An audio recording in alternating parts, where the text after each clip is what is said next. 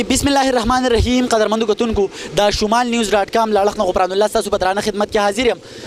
کتونکو د سوات او د ملکن ډیویژن په بیلابیلو برخو په شانتي نن په بریکوټ چوک کې هم یو لویه احتجاجي مظاهره وشوه دغه احتجاجي مظاهره د پاکستان تحریک انصاف د لیډرشپ لاړخه وشوه چې پکې د پی کې 6 ایم پی ای ډاکټر امجد علي په شمول ډیډک چیرمن ایم پی ای فضل حکیم دغه شان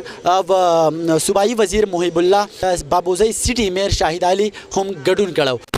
دا وخت را سره د تحصیلي بریکوټ چیرمن کاشف علي هم ولاړ دی دا راته ووایي نن درته څنګه ریسپانس میلاو شو څه محسوس کوئ نن راوتي وئ په دومره ګڼ تعداد بسم الله الرحمن الرحیم د ټول ناول ستاسو ډیره زیاته شکریا تاسو ولیدو زمونږ احتجاج چې هغه د سوات د امن په باره کې دی پای کې زمونږ مشرانو ټولو واضح پیغام و چې موږ په خپله خاوره چې دی امن غواړو په دې باندې چې دی موږ سیاست نه کول غواړو که دلته څوک راځي هغه سیاست کوي زمونږ د سوات امن خرابوي ټولو خلکو ته پته ده چې کم څلور میاشتې مخکې چې کم زمونږ په سوات کې چې دی کومه ترقي روانه کومه خوشحالي وه کم چې زمونږ په دې علاقه کې چې دلته به د ټول د بهر دنیا نه به خلک راتله دا زمونږ د سوات چې دی امن و زمونږ د صوبې امن و زمونږ د ملک امن و تاسو ته پته ده په دې څلور کاله کې زمونږ په خیبر پښتونخوا کې زمونږ په پاکستان کې یو ډراون حمله نه ده شوې نه چې دهشتګرد راغلي نه نورې څه کار روانې شوي اوس چې کوم دا امپورټډ حکومت راغلی دی موږ د سوات خلکو ته هم او ټولو خلکو ته دا پیغام ورکوو چې زمونږ چې کوم بارډرونه دي زمونږ چې کوم ځینې دا کاروایانې کېږي هغه ټولې کنټرول شي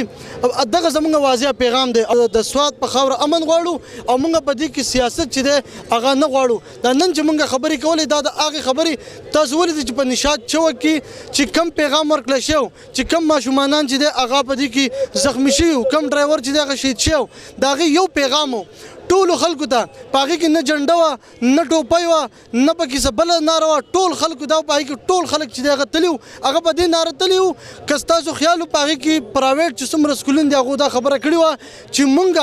موږ به په سوات کې چې دی موږ به دغه مظاهره کوو نو هغه د امن په نوم باندې تلي وو بیا تاسو ولیده هغه دغه چې دی هغه کومه مظاهره چې دی هغه هایجیک شوه هغه چې دی ټولو پارټو چې دی هغه په خپل امن دپاره راغلي یو واحد اے ان پي هغو په دې باندې سیاست وکړو زه درته دا په هغې باندې